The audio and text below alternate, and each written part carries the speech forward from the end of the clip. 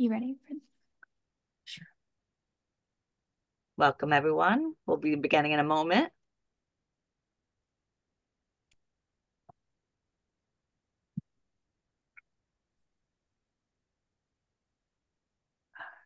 My drink here? No.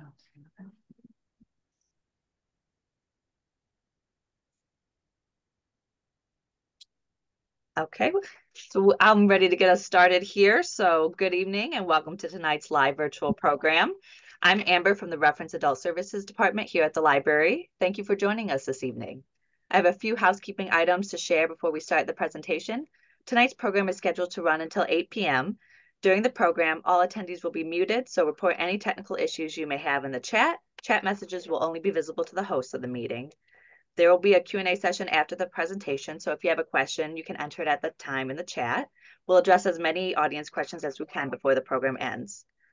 Tonight's program is being recorded, and it'll be available to watch on the library's YouTube channel and the League of Women Voters YouTube channel soon after the program. So without further ado, I'll turn things over to Ellen Lafferty. Thank you, Amber. Hello, everyone, and thank you for joining us for this month's public education program, brought to you by the League of Women Voters of Livingston County. The Livingston League partners with more than 500,000 members and supporters across 750 leagues in the U.S., with a shared focus on advocacy, education, and organizing within our nonpartisan grassroots network. The state and national league often take positions on issues they've studied and as a result have taken action defending these positions. The league strongly supports preserving the environmental integrity and the quality of our beautiful Great Lakes, and also maintaining the high water quality standards throughout the Great Lakes Basin.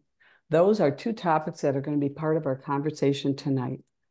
Along with that, ensuring safe and secure elections without interference or manipulation of public information will also be discussed.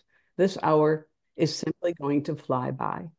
My name is Ellen Lafferty, and I am the Livingston League President, and it is my absolute pleasure to bring this program to you tonight. We are honored to have join us our special guest, Michigan's Attorney General Dana Nessel. As a former criminal prosecutor and civil rights attorney, Dana Nessel was sworn in as Michigan's 54th Attorney General in 2019. Now in her second term, the Attorney General has been recognized for her work as a staunch advocate on behalf of Michigan's residents, our natural resources, and to pull from her own office's website to give the Department of the Attorney General back to the people that it serves. Co-hosting with us tonight is Terri Wilkerson, a founding member of this league when it was restarted in Livingston County back in 2018. Terri is very active with the Huron River Watershed Council and the Crossroads Sierra Club. When she first learned about Line 5 in 2016, not much public information was available. This led her to build a simple source-linked website called retireline5.org. to help others learn more about how this important topic in protecting our most valuable natural asset, our magnificent Great Lakes.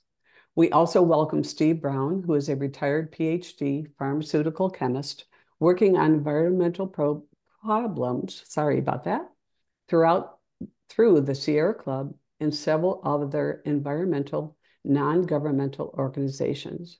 He leads a Sierra Club grassroots network team that supports citizen scientists in the testing for PFAS contaminations in their local waterways nationwide. Steve also serves on the City of Ann Arbor's Environmental Commission. During tonight's presentation, Christy McGillivray, Legislative and Political Director for the Michigan Sierra Club, and myself will be monitoring the chat and sharing submitted questions related to these topics if there is time. These three topics could take 1 hour on their own. I'm going to turn it over to Terri to begin the Line 5 conversation. Thank you. Before Attorney General Nessel talks about her work to close Line 5, let's talk about why it matters. Many people know that the Great Lakes contain 21% of the world's freshwater and 95% of the freshwater in the U.S. To put these numbers in context, if you made the continental US a swimming pool and poured the Great Lakes into it, it would not only cover the entire US, that water would be 9.5 feet deep across the entire United States. That's why it's important to everyone to get Line 5 closed as soon as possible. Line 5 is now over 70 years old. It is anchor dented, bent, and improperly supported. In this condition, Line 5 moves over 22 million gallons of petroleum products per day from Canada through Wisconsin and then Michigan before returning to Canada with 95% of what it carries. Line 5 travels 645 miles through Michigan and crosses hundreds of waterways. The most critical of these waterways is the 4.5-mile stretch in the Straits of Mackinac, just west of the Mackinac Bridge. For context, the water in the Straits has 10 times the flow of Niagara Falls, and the direction of the flow reverses every few days. This is why it is the worst place in the Great Lakes to have an oil spill. The worst of spills would impact over 720 miles of coastline. However, even the smallest of spills would still surround Mackinac Island with oil and quickly impact 3 counties. Enbridge is already responsible for the 2 largest inland oil spills in the US, and the spill in 2010 was responsible for closing 35 miles of the Kalamazoo River for 2 years, and an even larger spill happened in Minnesota in 1991. Michigan gets minimal benefit from Line 5 since the vast majority of oil just passes through Michigan and returns to Canada. In fact, less than 1% of that oil is converted into propane for heating in the Upper Peninsula, and there are alternative propane sources which would cost just pennies more per gallon. The risk of a Line 5 failure increases every day it operates, which is why it is a ticking time bomb that needs to be stopped. Even if a tunnel were approved, Line 5 would be 80 years or older before it could be used. Realizing the clear and present danger of Line 5, in 2020, Governor Whitmer notified Enbridge that the 1953 easement allowing them to operate in the Straits of Mackinac was being revoked and terminated. She gave Enbridge until May of 2021 to stop operating Line 5, which they did not. This means that since 2021, Enbridge has been illegally operating Line 5. Attorney General Nessel, would you please tell us what's been going on with Line 5? All right. Yeah. So good evening, everyone. I just want to make sure you can hear me, right? Yes. Okay, awesome. Otherwise, I would just talk for a really long time and have no idea whether you could hear me or not. Okay, so yes, thank you for doing a fantastic job of describing basically the perils of Line 5.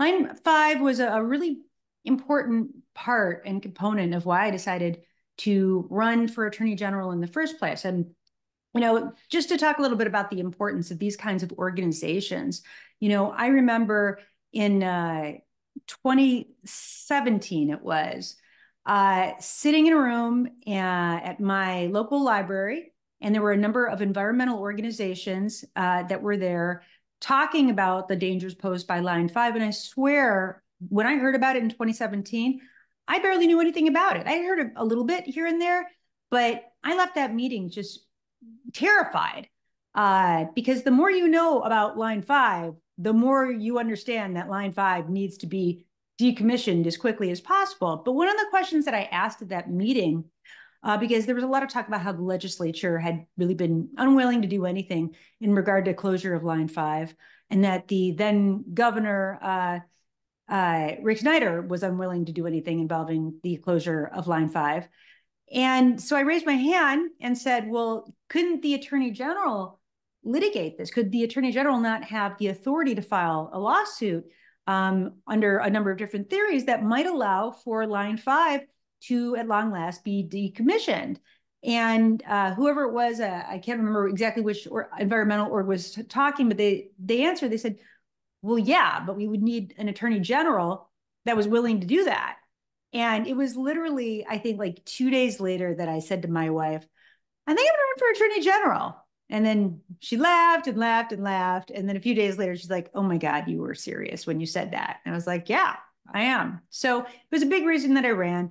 I filed this case as quickly as I could. Once I got into office, obviously there's a lot involved with filing a lawsuit of this magnitude. And so we filed it in May of the year I took office, 2019. And we filed it in state court and based entirely on state law. In my opinion, like this runs through the state of Michigan. That's my jurisdiction. It's my job to protect the integrity of the Great Lakes. And that was the proper place for us to file this. This was a matter for the state courts, the state of Michigan, not the feds. So we litigated it there for over a year. And we had some great success. We actually did shut down Line 5 for a short period of time following some really disturbing incidences that involved one of these supports that was pushed several feet as a result of issues from Enbridge vessels themselves that were in the straits there. But because I think we were having those successes, we filed it in Ingham County Circuit Court in front of Judge Jamo. He's the judge who was hearing the case. And, apparently things were looking too good for us and not good enough for Enbridge. So Enbridge then decides, after over a year of litigating, that they wanted it out of state court, and they removed the case to federal court, which is a legal maneuver. But normally it has to be done within a month of when the case is filed, that a defendant can say, no, this case belongs in federal court. It should be, federal laws that are at issue, not state laws and not state court. So they removed it again after we had been in court for well over a year. And it was, kind of unbelievable to me that they would try that as a legal strategy. But again, Enbridge has all the money in the world. They make millions of dollars every day that Line 5 remains open. So they have, plenty of money to pay lawyers to engage in any kind of litigation strategy they want. So anyway, it got removed to federal court, and currently the battle focuses on bringing the case back to state court, where we believe that it belongs. So the case went to Judge Nancy Neff in the Western District. She ruled against us. We very, very much thought that was an incorrect decision for a lot of reasons, not just because of the nature of this particular case, but what that would mean for all cases. Could you imagine if in any case the state filed a lawsuit and in state court, and then you heard the case for months and months and months and months, hearing after hearing, proceeding after proceeding, and then after a defendant is, thinks we're not getting, what we want out of state court, let's just go to federal court now. Like, there's a reason why there's these strict guidelines. So we argued to the Sixth Circuit Court of Appeals that was an incorrect decision, and it very much needed to be reversed.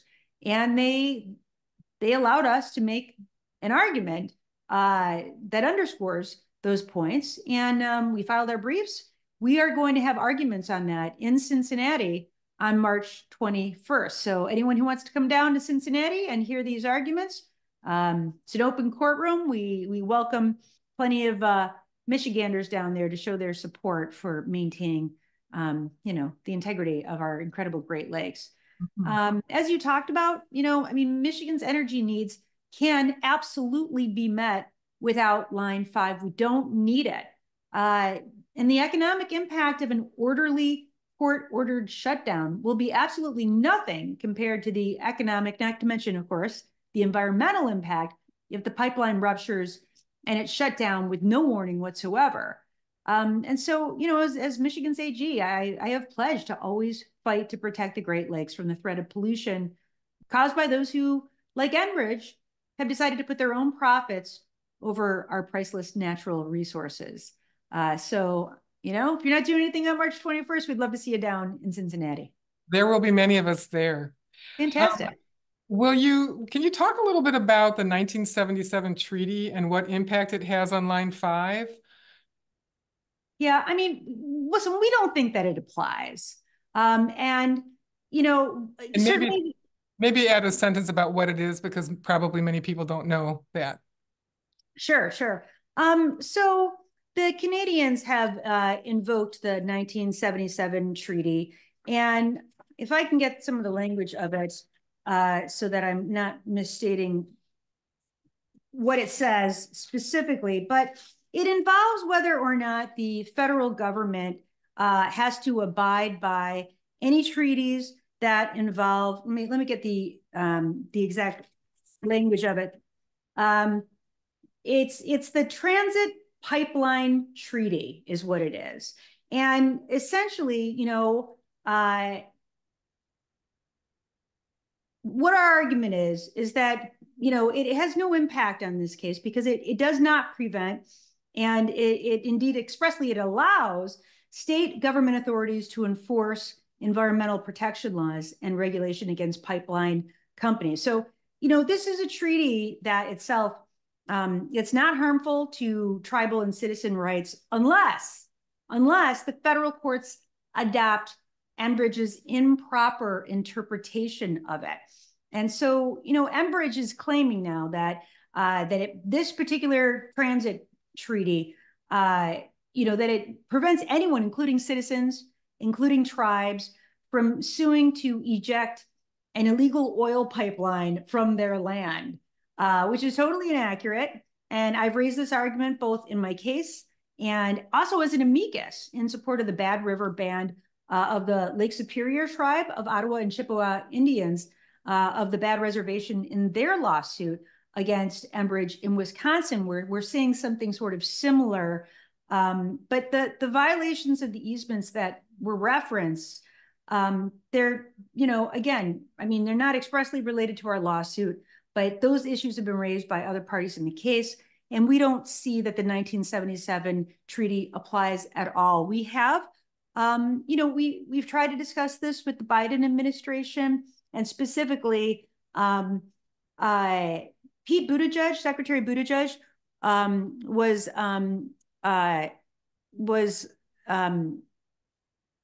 unwise enough to share his personal cell phone number with me, and I feel like he probably regrets it now because he, you know, as you all know, he's a Michigander now, and of all places, he lives in Traverse City, so he knows all about Line 5. The few times that I contact him, I try not to bother him, but the few times I do, I can only get him to pick up if I say, this is not about Line 5. And then I say, can you talk? Or can we discuss something? Because we've you know, the Department of Transportation oversees this issue for the federal government. And we also believe that the Biden administration, if they wanted to, could also assist in shutting down this pipeline. But in the meantime, you know, I feel like it's my responsibility. I ran on this, and I'm going to see it through. And you know, as I've always said in the legal realm, you can't win a case you don't file. And you know, yes, this has taken a long time. I knew I was going to need at least 2 terms in office to get this done. But now I'm starting to think that, like, Frank Kelly served for 37.5 years. And he still didn't get everything done. I might need some more time because Enbridge, like I said, they're really, their forte is in delay. And they want to get as much use out of Line 5 as they possibly can until simply we don't need any fossil fuels from, you know, from Canada anymore, going mostly to Canada, of course. Or maybe that we're completely fossil fuel free. We're totally reliant on green energy, and then they'll just stop using it at that point. I don't know, but yeah, like I said, this is their tactic, is just to keep delaying this. And if they keep delaying it too long, like I said, we're just so lucky that we haven't had a rupture of any great magnitude. But at some point, you know, this pipeline, as you mentioned, is 70 years old. Our luck is going to run out. Exactly. And our time's about to run out too. So maybe I can squeeze in a couple of quick, hopefully quick questions. The first is about the timeline for what happens after the March 21st hearing. Could you very quickly tell us about that? I wish. No, you don't know. No, I can't, because I have no way of knowing how long it'll take the court to rule. There's not anything specific in terms of, you know, they need to issue their ruling within X number of days. And even in terms of when this was initially filed in front of, you know, Judge Neff, all of the rulings, like we just had to wait and wait and wait. And that's one of the reasons why you know, these companies want these cases to languish in federal court, because they tend to just sit around in federal court far longer than they normally do in state court. Our state Supreme Court, which oversees the cases in our state courts, usually moves things along a lot faster than in federal court. So I think that's part of the strategy. And can you make a direct response or direct request to the EPA and the Army Corps of Engineers to reevaluate the safety of Line 5? I can. I don't know that it would be helpful if I did that. Okay. You know, I mean, they have evaluated it. You know, what was funny to me, and I don't know if many of you will recall this, but former Governor Snyder actually put a task force together just to evaluate the safety and the security of Line 5. And when the report came in and they were like, oh my God, this poses an existential threat to all of us in the state of Michigan and the Great Lakes region entirely, then he disbanded it. And he's like, oh, never mind. I attended many of those meetings. It was interesting. I have more questions and we have more topics. So I'm going to turn it over to Steve Brown to talk about PFAS, and hopefully we'll have some time at the end to come back around to some of these other questions. Thank you so much. Thank you. Yeah, thank you for your time, Attorney General Nessel. Continuing PFAS pollutions of municipal composts and biosolids come mostly from a plethora of consumer products, including fast food wrappers. They'll be making these public products unmarketable at some point. So the only real solution is to turn off the spigot of adding any additional PFAS type compounds to the environment. So, and the state of Minnesota has passed Amber's law in 2023 to address such PFAS contaminations, and many of those are expected to end this year by 2025. And similar bills have been submitted in the Michigan legislature since 2020, including SB 0327 during this session, but they've gone nowhere. So my question was really, how can the executive office and citizens groups help achieve this important goal of passing this legislation? And are you currently happy with the draft of Senate Bill 0327? Would you recommend any additions or deletions from your perspective that would make it better and more enforceable? Well, so I don't think that it's actually the Department of Attorney General that is charged with enforcing that law or any of the laws. When you talk about the environmental laws, of course, we enforce to the extent that we sue when we see violations of the law. But for instance, generally speaking, on most, whether it's MPART, whether it's MDARD, whether it's EGLE, they are really the ones that are tasked with having to ensure that that the law is being followed. And it is an enormous task. PFAS, as you know, is everywhere. It is literally everywhere. The one thing that I can say, no matter who's on this event tonight, we all have something in common, and that's we all have PFAS in our blood. Every single one of us. So I think that some of the issues that have arisen in terms of that effort have to do with the enforcement mechanism. I was wondering, can you tell me a little bit more about how this process has evolved in Minnesota? Is the law in effect yet? If it is it being enforced? Can you tell me a little bit more about that? Because I'd love to learn some more about it and for you to tell everybody on tonight about it. Yeah, well, I'm not a lawyer. Okay. The bill was passed and signed by the governor in Minnesota last year. So the language is all available online, but I have not reviewed it in detail from a legal perspective. Okay. But as you know, the European Union has been the leader in this area, and so Minnesota, I think, took a lot of advice from the European Union's experience in first declaring what non-essential uses were, because first you had to separate essential from non-essential uses and define them, and that's what they've done. And last year they posted them, and now manufacturers and other interested parties are responding. Right. So So, but it lists various categories of consumer products, and some are to be terminated earlier and some later. So that was the result of some kind of negotiation, I'm sure, but I'm not privy to those discussions. Right. Well, I mean, firstly, I mean, you have interstate commerce issues that are probably going to be involved in some way, shape, or form when it comes to the United States.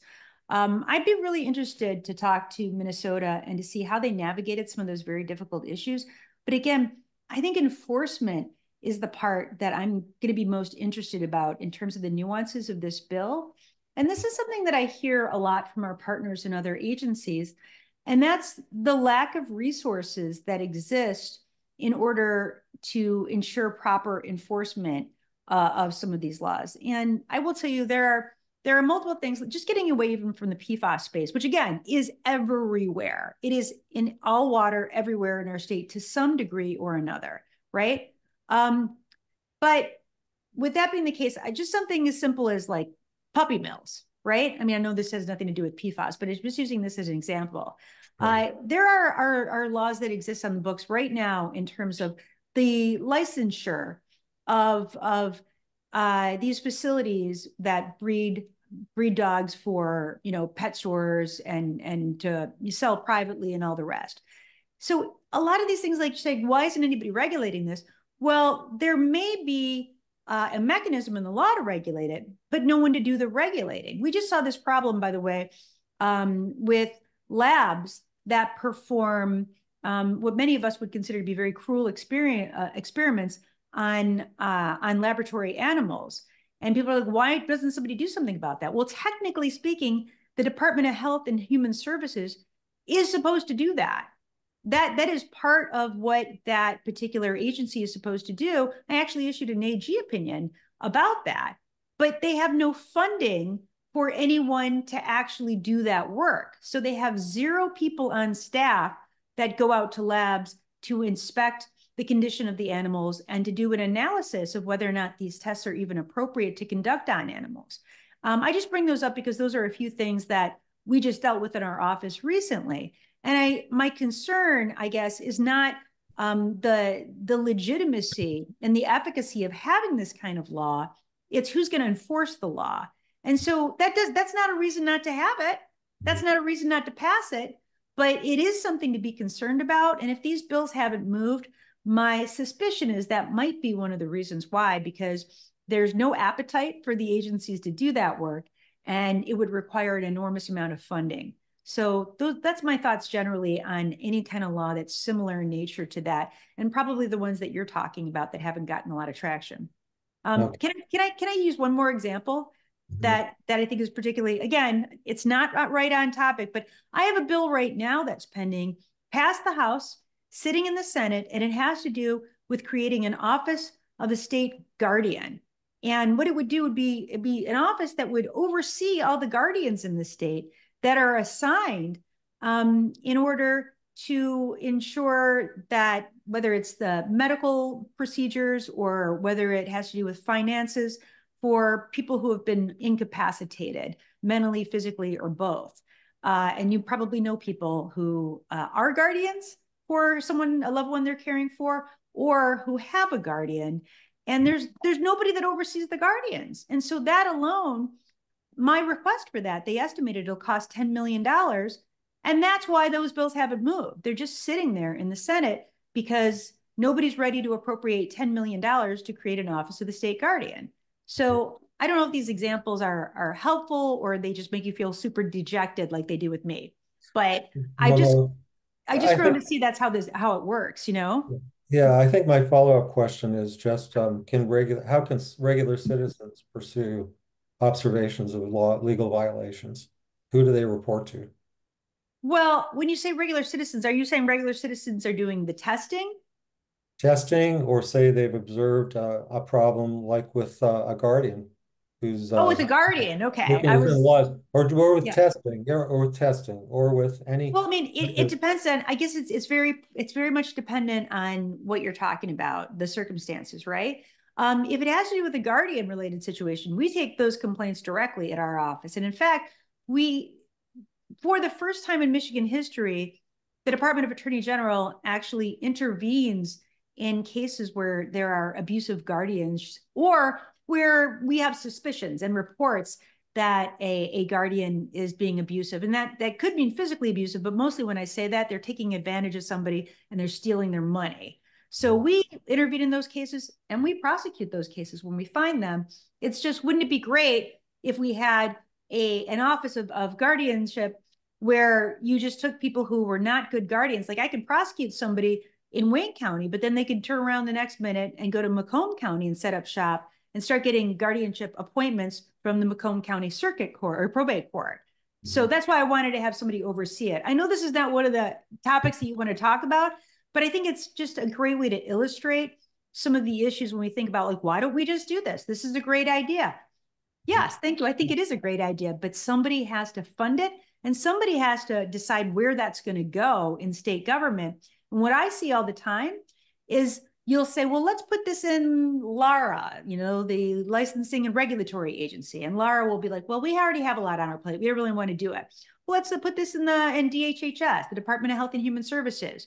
And they'll be like, no, we don't really have the staff. We don't really have the personnel for that. I'm like, well, let's put it someplace else. And this happens a lot. So when you wonder as a group, why are things that seem so obvious to us as really easy fixes for significant problems?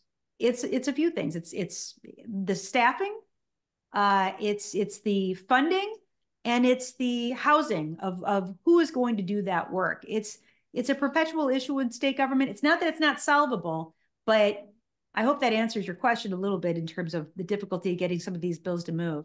Oh, yes, it does. I think we should move on to Ellen Lafferty, who's going to speak about election protection.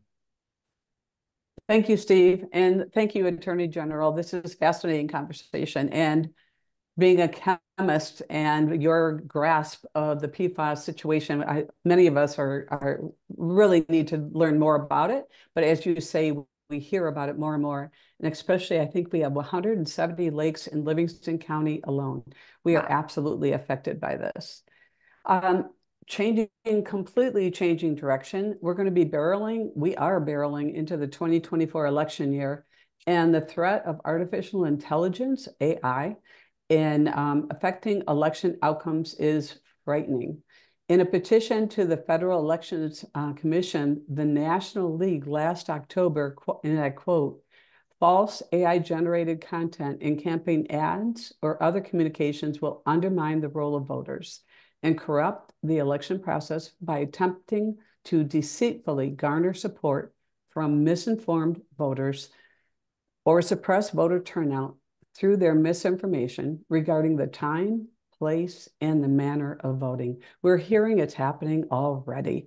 Please share what action the Attorney General, your office, is taking against companies that are producing these election scam AI robocalls or any other forms of fraudulent misrepresentation. And finally, is there a truth squad for Michigan voters? Wow, those are some really good questions, for sure.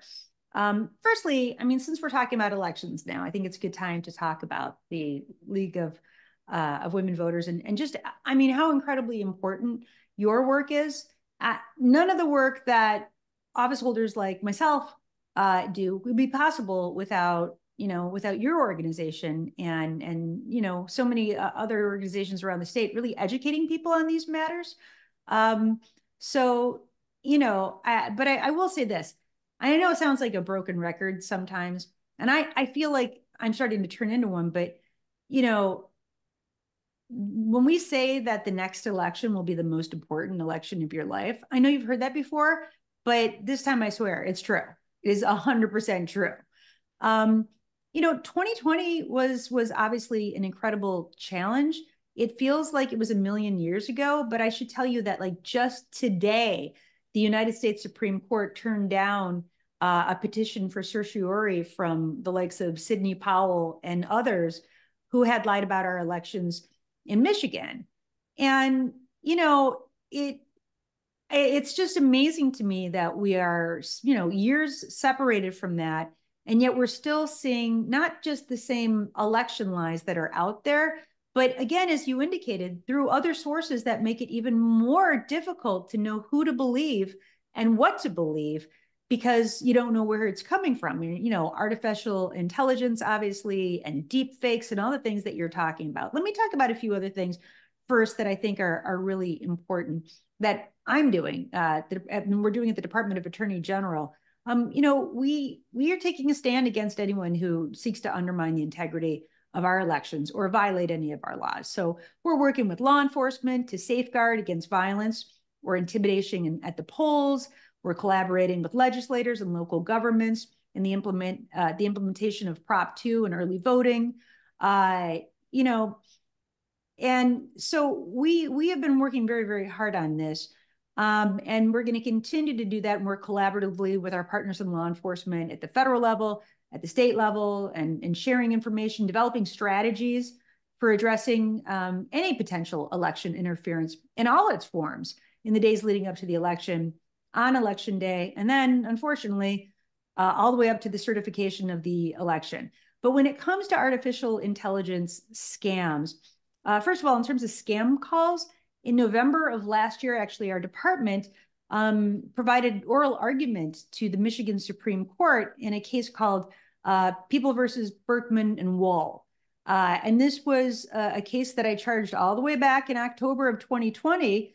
And it was a scheme, and a really coordinated, sophisticated scheme where these two political operatives had thousands of robocalls that went out in a variety of different states, including in Michigan and the city of Detroit. And the aim was to suppress the vote of predominantly Black voters in the city of Detroit by promoting a number of different falsehoods about voting by mail and saying all kinds of things that were just deceitful and wrong. And so, you know, we prosecuted them for that. And we were the first ones to do it. I sent my agents out to California, and they went out to Brentwood and executed a search warrant. And we discovered that these were the guys, and they were the ones who were had the calls going out to New York and Pennsylvania and Ohio and Illinois, all being recorded there and all being transmitted from California. And so it's believed that about 85,000 of these calls were made nationally. So we charged them. We charged them with, you know, election law violations, including, you know, intimidating voters, which is a 5-year felony, and conspiracy to commit election law violations and some computer-related crimes.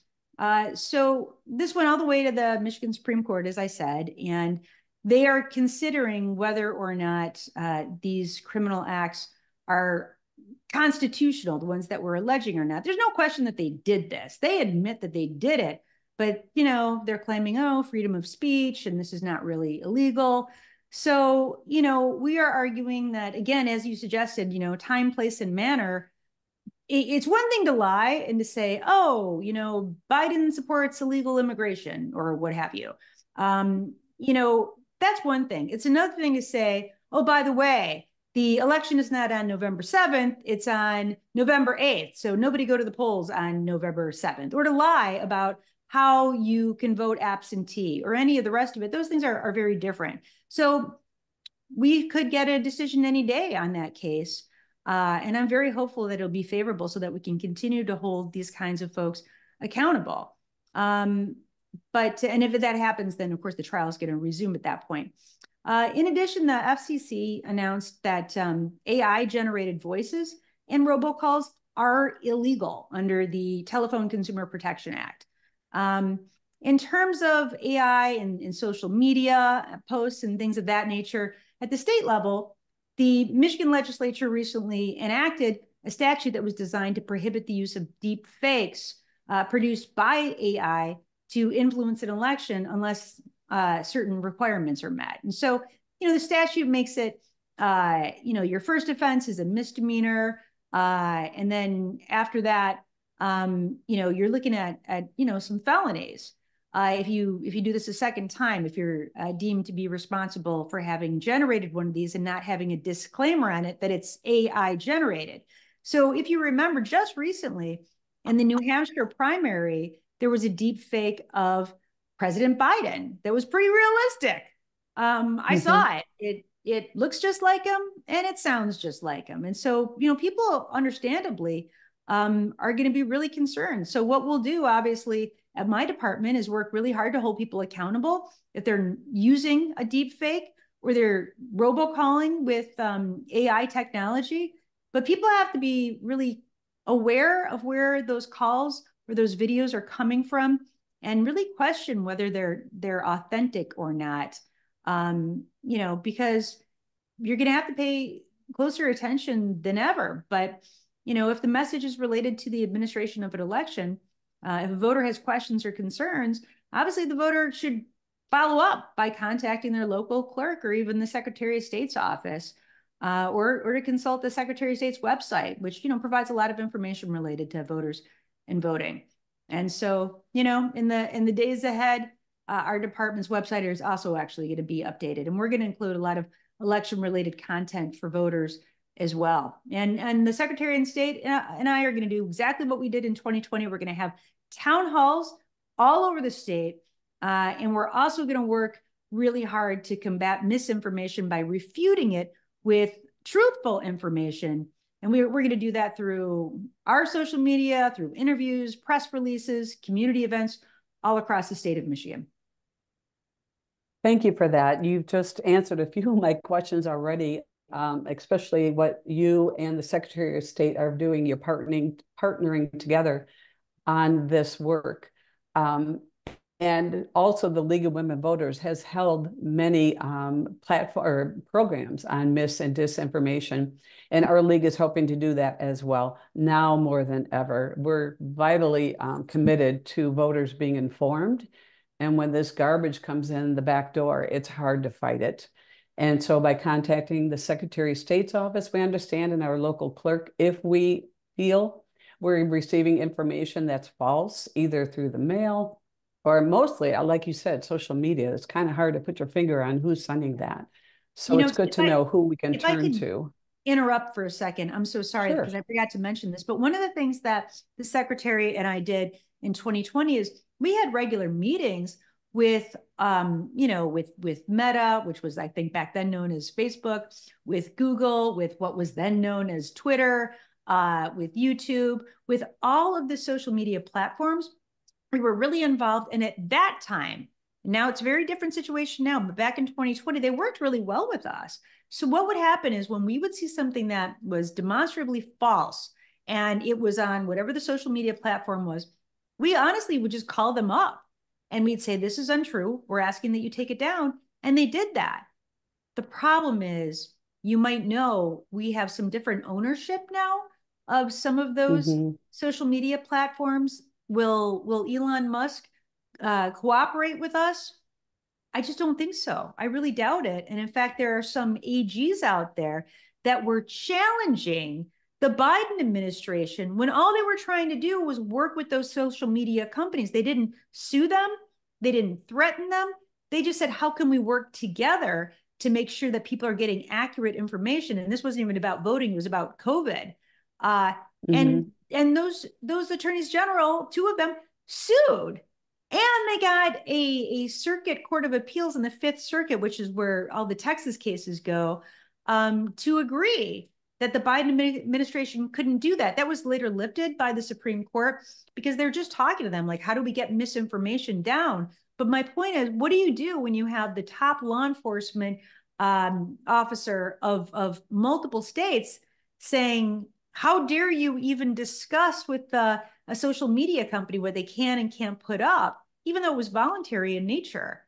We are going to go over time, so it may come back between 8 and 8:15 to me. Yeah. So that it's a concern.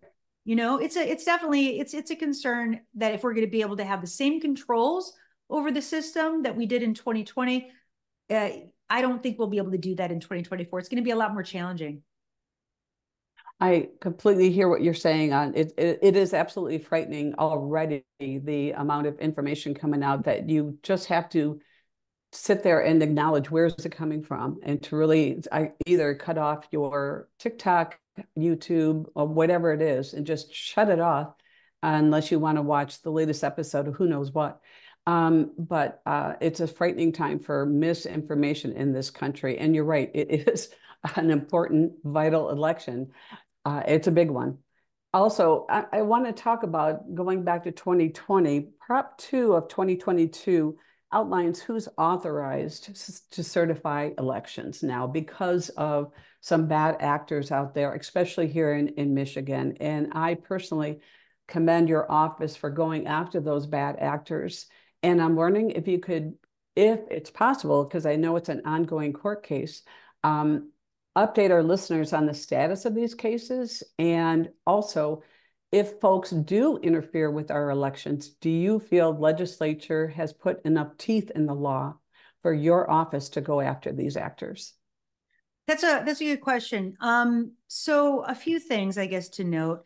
There have been some changes that have been made both in the state of Michigan and also federally that I think will help some of the help curb or eliminate some of the actions that we saw in 2020. So as probably if you're on this event and if you participate with the League of Women Voters, then you've heard of the false slate of electors.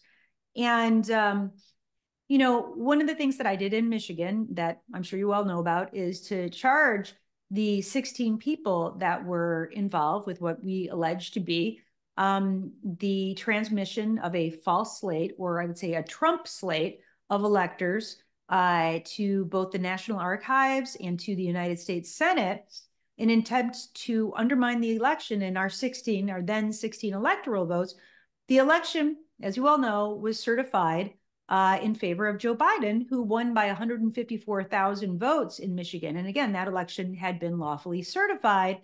And then the allegations, as alleged by me, is that these 16 individuals knowingly signed a fraudulent document, transmitted it to those locations, but specifically ensuring that it went to the Senate with the hope that then Vice President Pence would select the Trump certificate of electors instead of the Biden certificate of electors, which was the authentic one.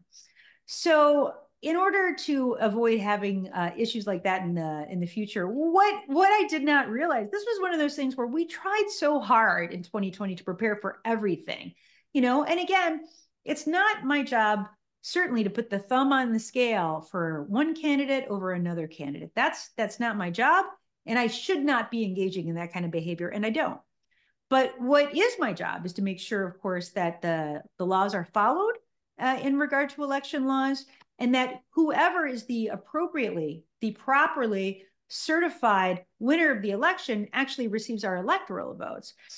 I did not see this plan. Like, no one thought about it. Nobody was like, what if somebody sends in a false slate that's not the real slate and puts the vice president in a position where they can select those instead of the actual certified slate? So we didn't have specific laws that address this in a way that we do now. And so one of the things that we have in place is, it has to be, again, this has to be signed by the governor, it has to be signed by the Secretary of State, and it has to be transmitted from the office of the governor. It can't just be like randomly sent in through the US Postal Service, because that's how some of these false slates were sent in. So there are things like that again, they seem like, duh, why didn't we think about that before? Well, I mean, because we didn't have an issue with it before, but we've identified this issue. And so the state legislature has changed the law. And also the federal government, Congress has worked really hard to change the law in terms of what the duties and roles and responsibilities are, even for the vice president of the United States, as to like, can he just select any slate that he wants, or is this merely a ministerial function where he has to pick only the certified electors from the various different states? So they've tried to address that as well. Now, are there things that we haven't yet addressed? And I know, by the way, they have specific laws in place now that involve threats to election workers that are specific to that, because we didn't have laws that just involve threats to election workers. Why? Because it wasn't a problem before. We didn't have that issue before. But Sadly, we do now. And like, look at all the people who are not serving as clerks anymore. Some people who are really excellent clerks, right? All they wanted to do was serve their community, and they got threatened for it. They got threatened merely for accurately, properly following the law and doing their job, because some people didn't like the outcome, as though the clerks had some role in that, which of course they don't. So we've lost a lot of good clerks. We want to make sure that that does not continue. And I will tell you, as Attorney General, I'm going to be incredibly aggressive and like, hear me now, believe me later. You can bet that if you were going to target an election worker, that at the Attorney General, the Michigan Department of Attorney General, we are going to come after you fast and furiously. And we have an entire unit of our office, the Hate Crimes and Domestic Terrorism unit, where the domestic terrorism portion of that unit, if you are in government service, and I don't care if you're an election worker, if you are a prosecutor, a defense attorney, a judge, you could, work for the health department, whatever you serve, whatever the position is you serve in government. It doesn't matter if you're a Democrat or a Republican, or if you are not partisan and you're not affiliated with a party, we are going to protect you, because you should be able to do your job free of threats and free of violence. And so that's something that we have an entire division of our department that is dedicated to. I created that in 2019. I didn't think we'd have to use it so much, but it's there, and we are vigorous about pursuing those cases. Thank you for that, because many in our audience tonight are league members and who work closely, who are election workers, who are poll inspectors, and they've also developed relationships with their township and city clerks and county clerks, and making sure that these elections are secure and accurate. And now, thank you for being in the background to making sure they're safe. Yeah, we all appreciate hearing that. I do want to say that you can make those complaints directly to my department. Obviously, we encourage people to make complaints to local law enforcement, but that doesn't have to be the only place that you make the complaint. And I will say there are just some counties where law enforcement is more active than other counties when it comes to some of these issues. So if you feel like you're not being heard and that your matter's not being taken seriously in Livingston or any other county, trust me when I tell you, you make that complaint to the Department of Attorney General, we're going to take it very seriously. Thank you so much. We will spread the word. Thank you. We are getting close to the end here. We have about 5 or 10 minutes left, and Christy has been monitoring the chat. I'm sorry, I've been so focused on that. If Christy has any questions she'd like to share with you, and if not, we'll go back to Terri. She had just a couple more, maybe one more on line 5. I don't see Christy right now. I am right here. There she is. Hi there. Hi, Christy. And my internet's been a little glitchy, so I'm gonna ask this question fast and then turn off my video. Hi, Attorney General Nessel. So really quickly, we have a question from Matthew directly in the chat, which I think is helpful and everyone's curious about.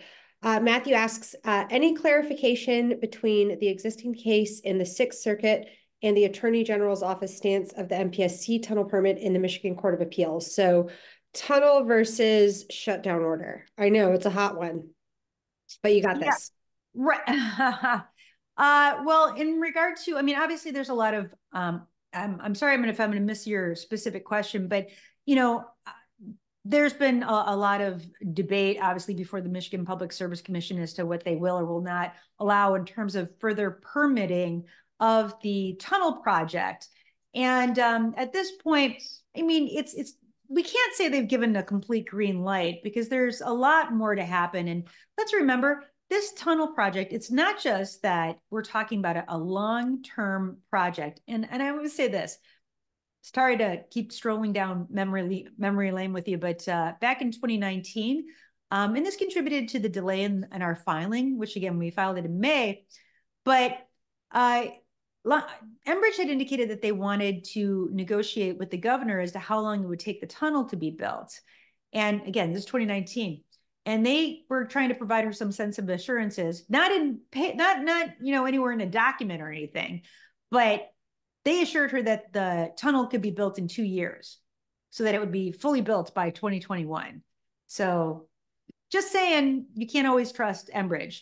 But this is a very, very long-term project. Again, some permits have been granted, but there's a lot more that, that has to be done in terms of getting this project fully underway.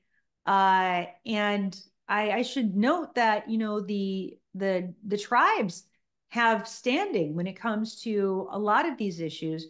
And I think that they've been holding off on some of their filings, waiting to see what happens at both the state and the federal level on this.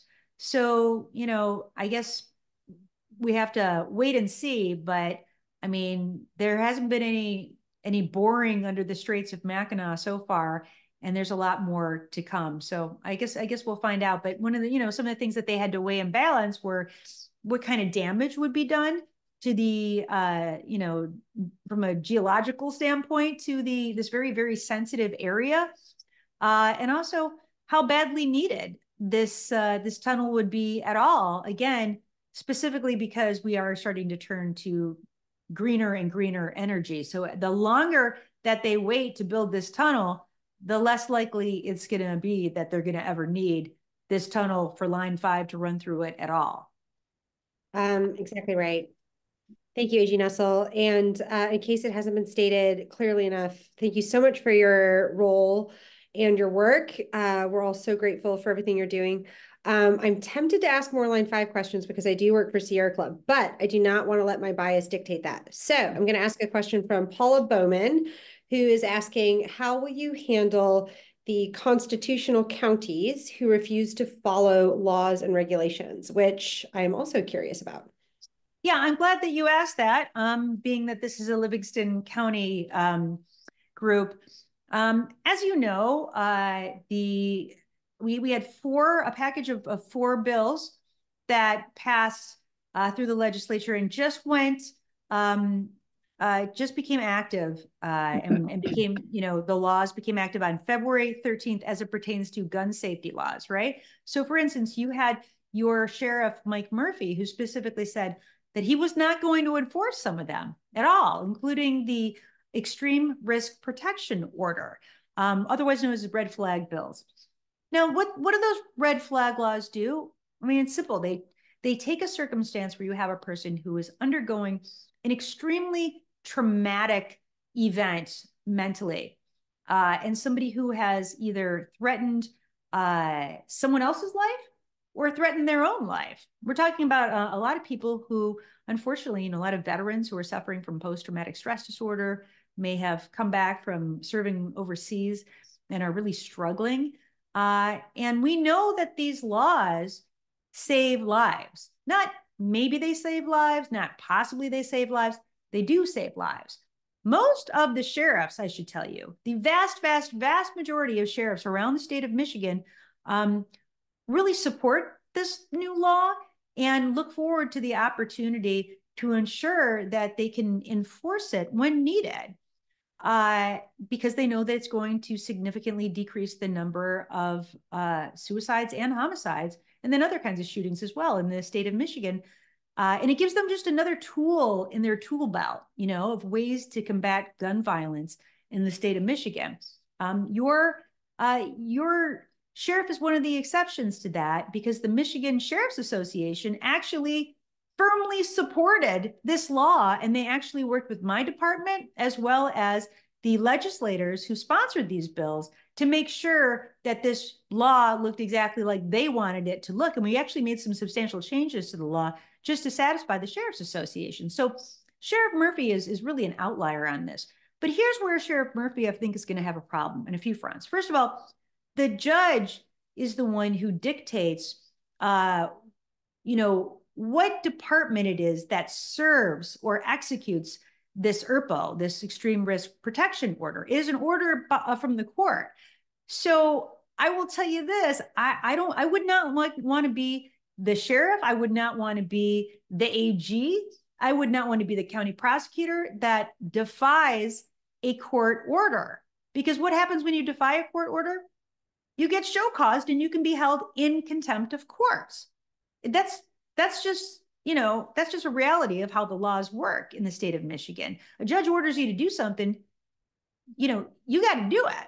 The other thing I would say about it is this: by not participating, I guess, and not serving orders, especially when you're compelled to do so, what we're going to see is fewer lives saved in those counties. And I think at that point, maybe it's up to the voters to say, I asked you to serve this, this order and to remove weapons from my son, who was really struggling and really needed mental health treatment. But I just needed to get his guns away from him for a short period of time so I could get him into treatment and know that he'd be safe. But you wouldn't, and he took his own life. And it's going to be things like that I think hopefully will incentivize voters to say, there's a reason these laws are in place. They're there to help people, and you wouldn't help my son. And now I'm going to make sure you're no longer serving in that office. I mean, that's what it's going to take. But when it comes to other issues, that's just one issue that I thought you'd be interested in. But, when it comes to other issues, for the most part, not when you have, when you're facing a court order, but for the most part, as prosecutors, we have a lot of discretion. As law enforcement, whether you're a police officer, whether you're a sheriff, you have a lot of discretion as to, what laws you really want to focus on enforcing and what laws you don't. I will give you an example. When I got into office, one of the things I did, I only had so much money, right? I only had so much general fund money. And my predecessor, Bill Schuette, spent a lot of time prosecuting marijuana-related offenses. And if you think that, like, oh, I thought that's all legal now, it is if you're licensed, but, for unlicensed operations, obviously, you can still charge all the exact same marijuana-related crimes. Well, I'm not, it's not that like I was just refusing to do that. It's just I only had so much money. So instead, I took that money and I did a lot of really significant, widespread sexual assault investigations. So that included the clergy abuse investigations in 7 dioceses, where we charged 11 priests with some incredibly heinous acts of mostly of horrible child sexual abuse. We investigated the Boy Scouts of America, and we charged some really horrible cases involving sexual assault against young boys. We have other projects that we're working on, including cold case homicides, a lot of cold case sexual assault cases. We're, we're launching our new human trafficking task force. There's a commission that studies issues, but we're launching a task force where we just aggressively go after human traffickers. And, we also have a special investigation that we're starting up that deals with locating, murdered and missing Indigenous people who have gone missing and nobody can find them. So arguably, I could use the money that I have to prosecute marijuana cases. I could prosecute a lot more marijuana cases if only I would stop prosecuting so many sexual assault cases. So do you see kind of what I'm saying by that? Like, everyone has their priorities and everyone has only so much time. So, I feel like I got elected to make some of those decisions. It's not that I'm saying I absolutely won't prosecute these kinds of cases. It's just, I only got so many staffers. I only have so much time, I only have so much money. But with that being the case, just because you're a sheriff doesn't mean that you're allowed to violate the law. And it doesn't mean you're allowed to defy court orders. That's incredibly insightful and helpful. Thank you so much, Attorney General Nessel. I'm going to ask at least one more question. This one comes from Terri Wilkerson. And Terri asks, if the appeals court in Cincinnati rules in favor of Michigan, what happens next? If it rules in favor of Enbridge, what are our other options? And what should we know about the appeals process? Well, if we get a ruling in favor of well, it's Nessel v. Enbridge. So if we get a ruling in favor of me, then likely it depends on exactly what's stated. I mean, there's always circumstances where you'll go back to the federal district court, and they perform a further analysis there. So I can't say exactly because I don't know what they'll say, but my hope is that they'll simply say, nope, we believe that Enbridge waited too long. They bypassed the limited amount of time they had to remove the case. The case has to go back to state court and be decided there. On the state court issues, that were drafted in the original complaint. That's my hope. That's our best case scenario, is that that's the order, and then Judge Neff has to execute that order, and then it gets sent back to Judge Jamo, in the Ingham County Circuit Court. I guess worst case scenario is they say, we think that you should be allowed to take as much time as you want. And when a defender gets sued, just like see how it goes in state court for as long as you want. And then at whatever point, you go ahead and remove it to federal court. I mean, I'm oversimplifying it, but they could rule us against us. They could make other findings that are detrimental to our case, in which case the case doesn't end. It doesn't end, it proceeds forward, but in federal court, as opposed to state court, and we will be more restricted in terms of the arguments that we'll be able to make. And it's decidedly not going to be as good of a venue, and the laws that will be applicable won't be as good. And at that point, I would just say, I think that the focus will really have to be at some point, perhaps, on the federal government.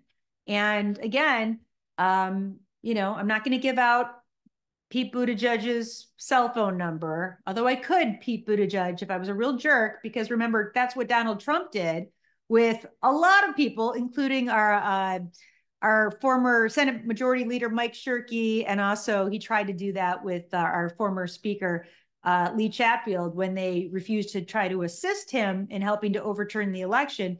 He doxed them by putting out their cell phone numbers. So I'm not going to do that to you, Secretary Buttigieg. But I will say that at some point, I think there has to be a little bit more of a focus on the federal government, and trying to convince them of the great imports. I mean, you have an administration that seemingly cares deeply about climate change and cares deeply about environmental issues. Look, I know nobody wants to fight with Justin Trudeau and to start a fight with Canada, because some of us might need to go there soon. But at some point, I think it's time to say, listen, your treaty doesn't apply. You're going to have to find some other way to get, fossil fuels from your country to your country without taking a shortcut through the most ecologically sensitive part of certainly the state of Michigan, perhaps anywhere in the United States, and without potentially contaminating this incredibly large, these large bodies of water that we rely on. Not, of course, just for our water, but, from an economic standpoint. Michigan will be devastated if Line 5 ruptures. And it'll be devastating to many of the other Great Lakes states as well.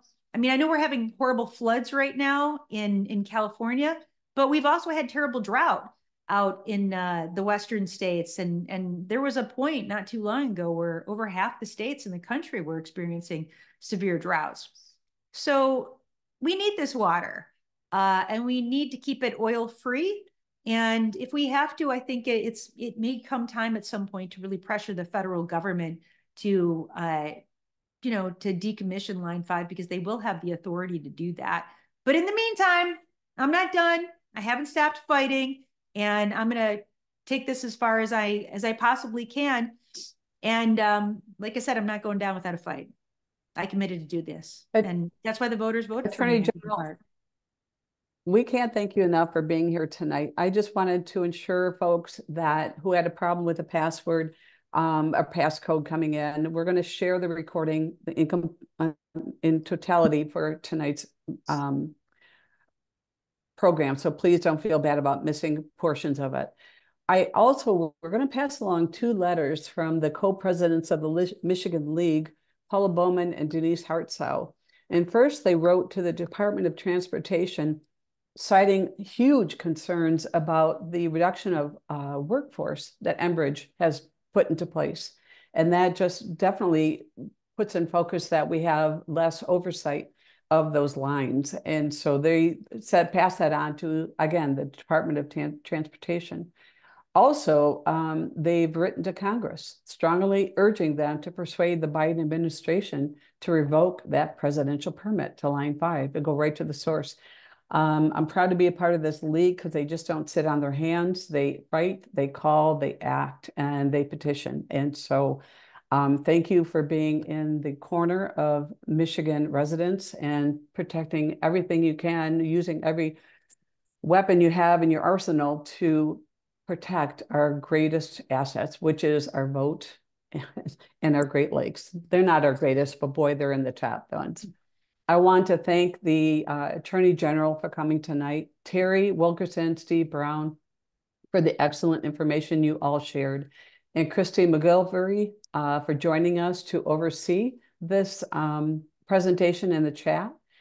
Again, we're going to send up that follow-up email. We have a lot of other information we're going to include in that information that you can go to, for example, the Retire Line 5 website link to find out more about what's going on with that pipeline. Also, I'd like you to please join us next month. We're going to have Connie Conklin, the Executive Director of the Livingston County's Mental Health Department at 7 p.m. on Tuesday, March 19th. And she's going to discuss the mental health services they provide to children and adults with substance abuse, substance use needs, mental health. So if you know of any friend or family member who might want to hear this conversation, please encourage them to register at the Howell Library's website, just like you did tonight. We hope you'll join us. And one final note, early voting. This is a monumental time for Michigan elections, historical, that you can go out tomorrow and up until Sunday and vote early, vote in person. You can, if you're not registered yet, register and vote in person. So please vote. And I do believe the turnout for absentee ballots is beyond expectation. So good job, everyone. Just to be sure you check your local government's website for details on what time they're going to be open and also where your precinct location is. And as always, we're grateful for the excellent staff at the Howell Carnegie Library for providing the technology support tonight. I'm going to turn it over to Amber to wrap it up for us this evening. Thank you. Thank you. Thank you, everyone, for attending this conversation. So I'll give you some, the follow-up email will be in a few days. By the end of this week, you'll get that, and that'll have all the information that Ellen mentioned, and it will also have a link to this recording that will be on YouTube. And in that email, I will also send out a link to the library's event evaluation form, so you can leave how it went and any other events you would like us to hold. Have a good rest of your night.